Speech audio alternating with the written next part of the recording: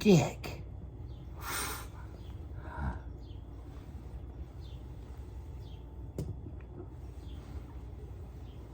I'm just seeing something with Sean Penn.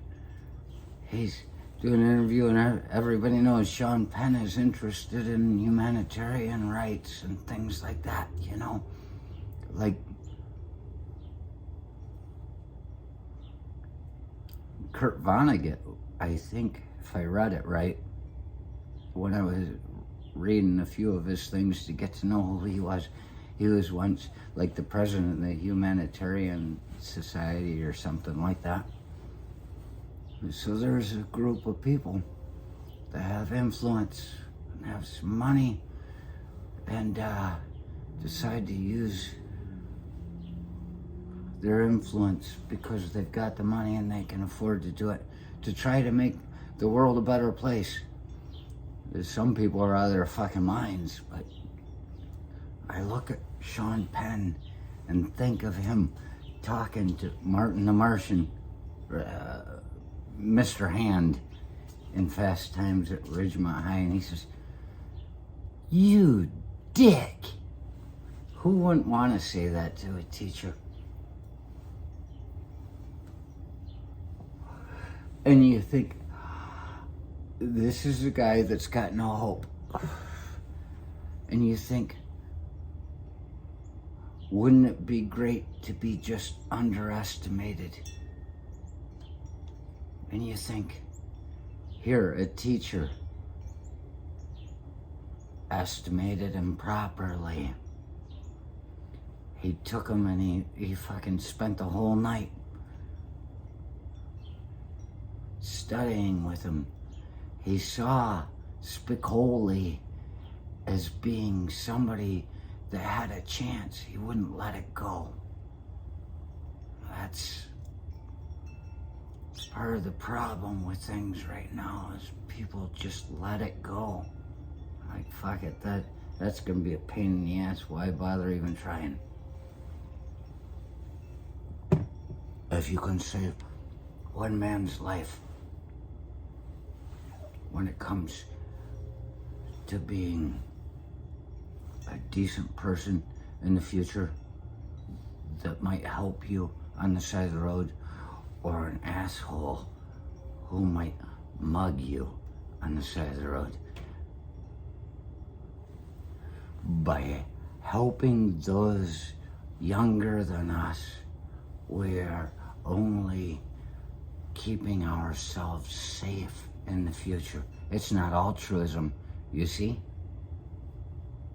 It's a personal thing.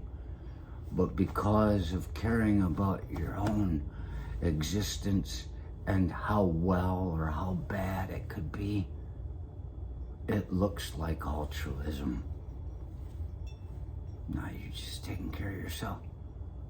But you got Mr. Hand, who sees this young man who's down, sweet leaf.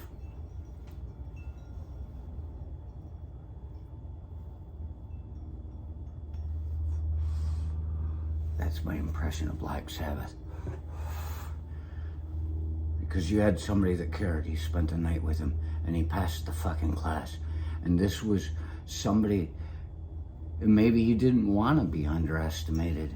Maybe he'd just never seen any way to be estimated properly, so he just let it all go.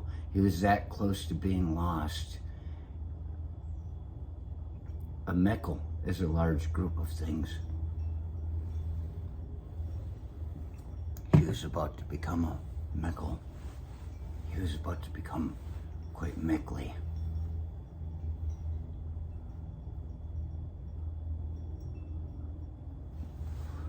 And so you had Spicoli, Sean Penn, being helped by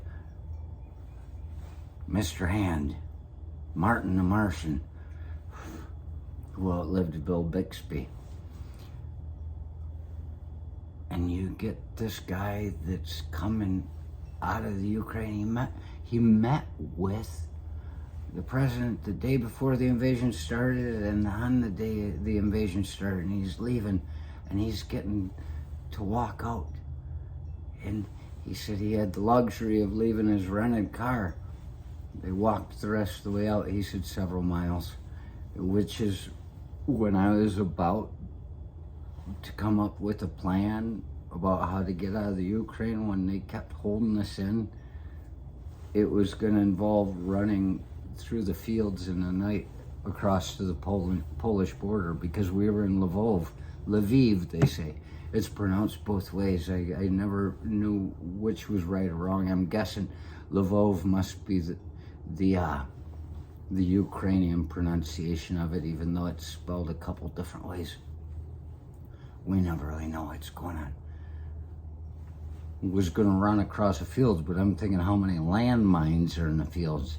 We'll have to let Supak and Thayer go first. 5 to 10 meters ahead. See where it's safe to go. But they walked out. And he said many of these people, he said he had the luxury of a rented car, so he could just leave it on the side of the road, which made me feel good. It made me realize they pulled it off the road, so they weren't blocking the day-long traffic that was trying to get through. They didn't just leave it in the middle of the road and block everybody up like a fucking Russian convoy.